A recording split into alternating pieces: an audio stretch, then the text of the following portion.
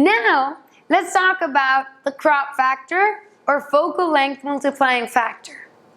As you saw, a full frame camera sees different than a non-full frame camera. This has led to the concept of crop factors.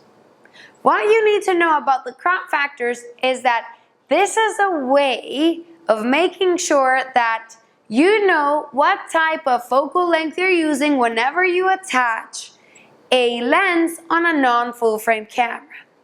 Now, these crop factors will vary depending on the camera brand. So for example, if you have a Canon camera, the crop factor is 1.6. But if you have a Sony or a Nikon, then the crop factor is 1.5. Now let me explain this a little bit more. For example, if you see this image was taken with a 35mm lens on a full frame camera. Now, if you attach the same lens on a Canon non-full frame camera, what you need to know is that the focal length, it's going to be 35mm times 1.6, and this result is going to be equivalent to Canon's full frame camera.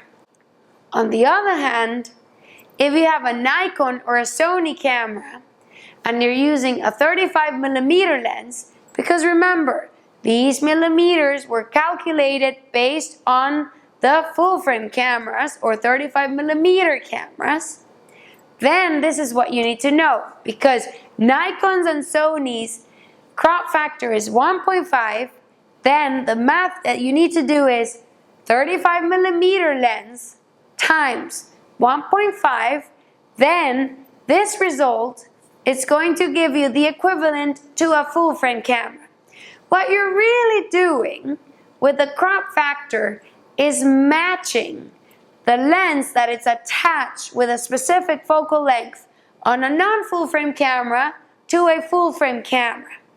And this is important to know because in the end, the lens that you use, it's going to produce a different image, a different aesthetic.